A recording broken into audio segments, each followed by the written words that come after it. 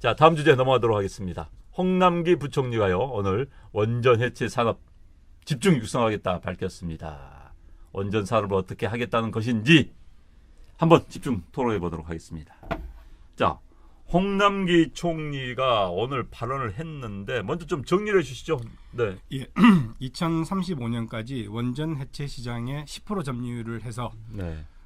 뭐 탑5 안에 들겠다. 네. 그리고 123조의 시장을 창출을 하겠다. 네, 네. 라고 이제 지금 선언을 했었습니다. 네. 그리고 이제 큰 세 가지 방향은 원전 해체의 인프라를 구축을 하고 해체 전문 기업을 육성하면서 글로벌 시장에 진출하겠다라고 네. 하는 것이 홍남기 부총리의 주요 발언 내용이었습니다. 네. 자, 이 발언을 듣고 어떻게 느끼셨어요? 먼저 소감부터. 어쨌든 저 장관님 네. 일하시는 거 처음 봤는데 저도요, 이 양반은 네, 이 양반 부총리 맞아요? 그러니까 이런 식으로 접하게 되어 좀 유감입니다. 네, 네, 네, 네. 근데 어쨌든 좀 보면은 어쨌든 본질적인 거는 이제 원전에 네. 대한 네. 필요성 네. 그리고 경제성들을 좀 네. 논의를 해야 되는데 이런 식으로 뭔가 시대를 역행하는 발상을 했다는 것 자체가 저는 되게 좋지 않다고 보고 있고요.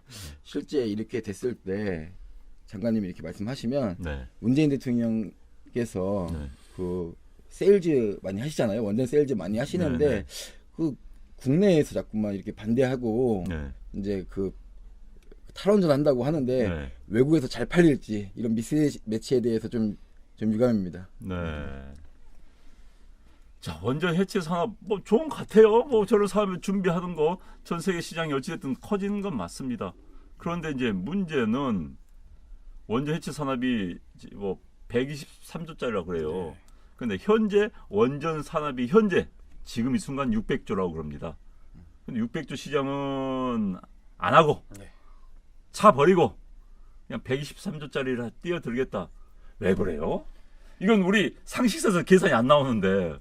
그러니까 네. 아젠다에 정해진 아젠다를 버리지를 못하는 이 뭐라 그러나 고리타분함 네. 이런 것들이 있다고 봅니다. 그래서 본인이 선거 공약으로 원전 폐지라는 부분들을 얘기를 했었고 네. 했기 때문에 이거는 무조건 지켜야 된다라는 어떤 이 아집에 네.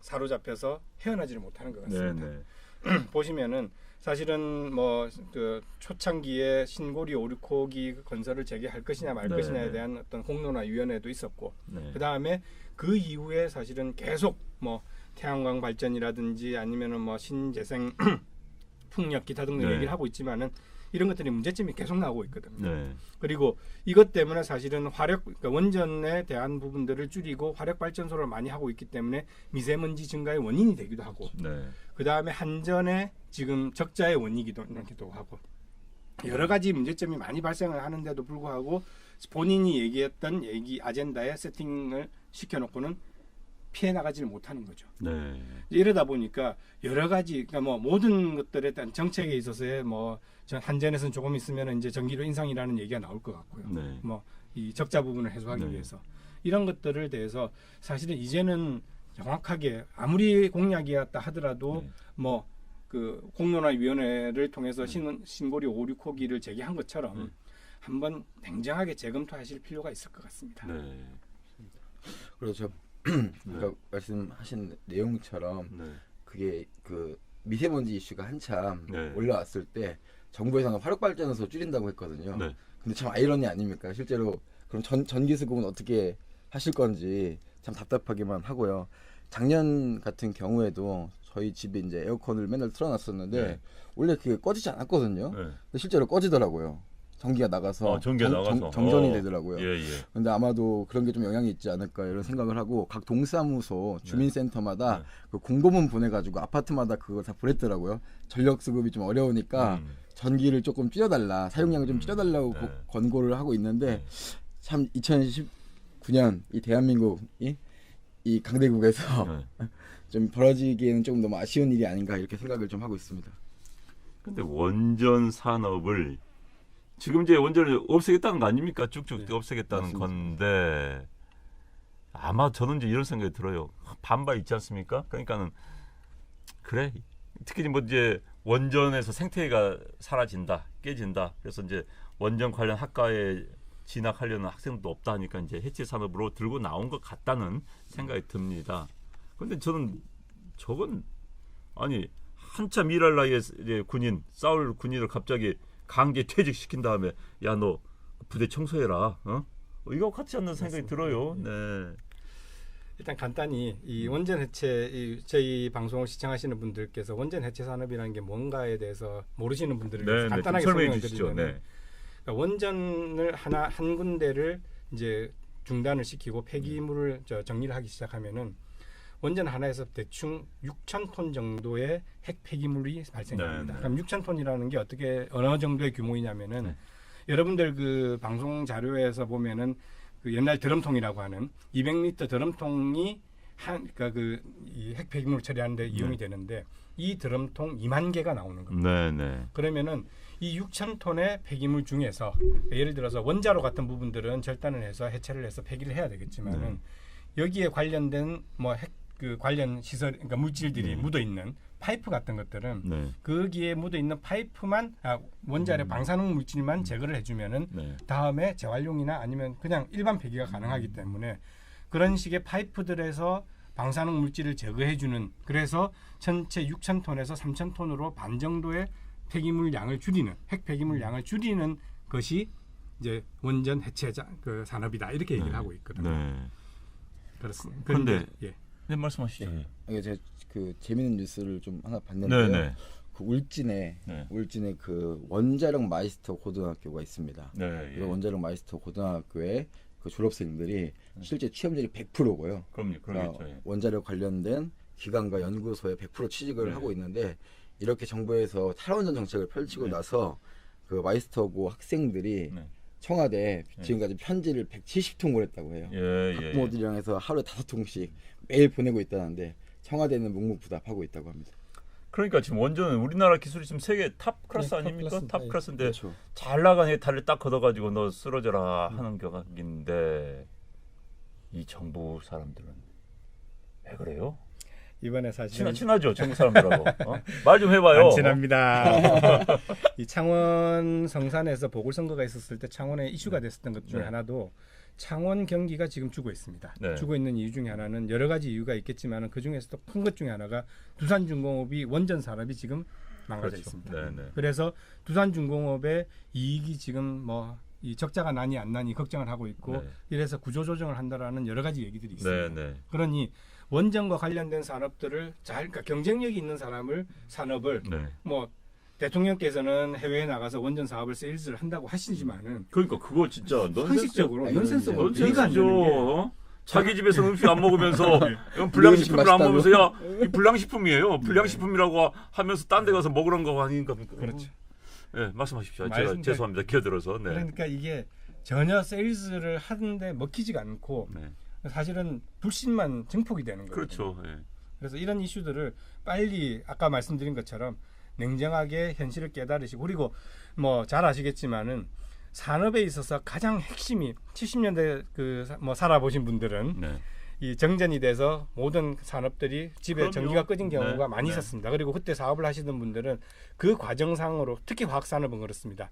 전기가 한번 나가면은 그 파이프 안에 있던 그 화학 물질들이 전체를 폐기 처분을 해야 됩니다. 그리고 그러니까요. 이 폐기 처분뿐만 아니라 그 파이프 라인에 있는 모든 것들을 청소를 해야 되는 네. 비용 네. 이런 것들이 많기 때문에 전기와 석유라고 하는 것은 사실은 기반 시설로서 산업의 가장 필수적인 네. 자원입니다. 이런 부분들을 불확실하게 만들고 어정쩡한 상태로 만들어 버린다라고 하는 것은 우리나라 산업 전체의 기본 자체를 네. 흔들어 버린다라는 네. 것이 될 수 있기 때문에 다시 한번 냉정하게 생각을 해서 말씀을 빨리 돌리십시오. 그러니까 예. 우리나라를 이제 농업 국가. 네. 300년 전에 농업 국가로 돌아가서 평화롭게 소 키우고 그렇죠. 양 키우고 돼지 치고 살면은 인사하고. 전기가 그렇게 괜찮아요. 필요 없겠죠. 그렇게 필요 없겠죠. 그러면서 뭐 우리 박원순 시장이 그런 거 참 좋아한 것 같아요. 동네가 이쁘게 꾸미기 이런 거 잘하는 거 보니까. 네. 이 댓글도 좀 한 번씩 좀. 네네네. 아이고 키키키님 항상 감사합니다. 안녕하세요. 또 오늘 신세계님 처음 오셨네요. 문재인 정권 창출의 1등 공신이 감옥에 있는 꼴을 어찌 보겠습니까? 담당 판사의 목줄을 움켜쥐고 있는 마당에 공정한 재판은 애초부터 불가능합니다. 신세계님. 네, 안타깝습니다. 네, 그리고 감사합니다. 자, 좋은 말씀 정말 감사합니다. 자, 원전 산업을 키우지는 않고 해체하는 산업을 집중 육성하겠다. 뭐 이런 이야기인데요. 참 제가 보면은 저 이야기야말로 문재인 대통령이 국내에서는 원전 죽이겠다, 해외 나가서 살리겠다 하는 거와 똑같다는 생각이 듭니다. 네. 제도 특파원을 한번 제가 좀 보냈습니다. 네, 울진에 아 그렇습니까? 예. 자, 울진 특파원 보도 네, 좀 전해주시죠. 울진발 그 특파원의 네, 네. 그 얘기인데요. 네. 그 일단 그 울진에는 비상대책위원회가 발족을 네. 해서 청와대에 매번 이제 시위를 가는데 뭐 어쨌든 청와대는 묵묵부답입니다. 네. 근데 뭐 그 지역 주민들이 이제 가장 이제 힘들어하는 부분은 네. 이제 얼마 전에 네. 그 원전 소재지가 그 북면이라고 해요. 울진 네. 북면에 국면이요? 있는 네, 네. 식당이 12개가 폐업을 했습니다. 예. 그 남아있는 식당도 원래 종업원이 한 3-4명 정도는 고용이 되어 있는 상태인데 네. 지금 다 네, 없다고 예. 해요. 종업원은 안 쓴다고 해요. 네, 왜냐면 네. 이제 힘들어지고 네. 실제 인부들이 다 빠졌습니다. 네, 예. 그렇기 때문에 인부들도 할 게 없으니까 네. 지금 뭐 지역 봉사활동 하고 계시고 그러니까 일할 내용이 없습니다. 네, 네. 그러다 보니까 식당 찾는 빈도도 되게 줄어들게 네. 되고 그쪽 울진 경제가 많이 힘들다고 하더라고요. 네. 그리고 실제로 숙소 같은 경우에는 울진에 원래 그 모텔방을 잡으려면은 그게 어려웠다고 해요. 네, 네. 인부들이 실제 숙소를 이용하기 많기 때문에. 네. 근데 지금 텅텅 비었다고 해요. 그래서 이제 모텔 운영하시는 사장님들의 고충도 굉장히 큰 걸로 알고 있습니다. 그러니까 지금 상황이 이런데 앞으로는 정말 어떻게 될 것인지 참 걱정입니다. 자, 이 정부 들어와서 잘 나가는 산업 다리 걸어서 넘어뜨리고 이제 와서 이제 넘어진 사람을 치유하겠다. 이건 건지 모르겠네요. 네. 홍남기 부총리 원전 해체 산업 집중 육성한다고 하셨는데 정말 국민들은 홍남기 부총리 누군지도 잘 몰라요. 저 양반은 왜 아니 존재감이 없어요. 존재감이. 제가 봤을 때는 네. 그 전 부총리님이 굉장히 유명하신 분 아닙니까? 네. 문재인 대통령께서 한번 그런 분들 써봤다가 해봤다가 이제 좀 유명한 사람으로 하면 안 되겠다 이런 의견이 다분히 반영된 게 아닐까 싶습니다. 그러니까 이제 말 잘 듣는 사람. 아, 네네네. 그렇죠. 말 잘 듣는 사람. 자, 홍남기 부총리 말 잘 듣는 사람으로 국민들 잘 알고 있습니다. 자, 관료가 아니죠. 부총리면은 목소리를 내서 국가 민족을 위해서 본인의 색채를 드러내 주십시오. 네. 자, 한마디씩 정리하겠습니다. 네. 먼저 하시죠. 네. 예. 자, 저희가 이 산업 시대에 들어와 있습니다. 그리고 4차 산업혁명을 바라보고 있는 이 시점에서 전기는 더 필요한 이 기본 자산입니다. 네. 그래서 원시 시대로 돌아가실 게 아니라고 하면은 실패한 아젠다에 너무 몰두하지 마시고 다시 한번 정책을 바꿔 주십시오. 네. 부탁드립니다. 실패한 아젠다에 몰두하지 말아라. 네. 제발 잘 나가는 것 좀 더 잘 네. 나갈 수 있도록 네. 도와주십시오. 그게 네. 국가와 정부의 역할입니다. 네. 정부 역할을 잘 알아라. 자, 그러니까 마음을 뜯어 고쳐야 하고 제일 문제가요. 일단 정부 역할입니다 한 거 정부를 모른다는 거 아니에요. 맞습니다. 그럼 무능은 알면서 하는 거라고 그건 생각합니다. 무식한 거고. 네, 맞습니다. 그 다음에 바꾸지 않는 것은 오만한 거고. 오만한 거. 그러니까 오만과 무식을 가지고 있는 참 어렵습니다. 오만하고 무식한 사람은 어려워요.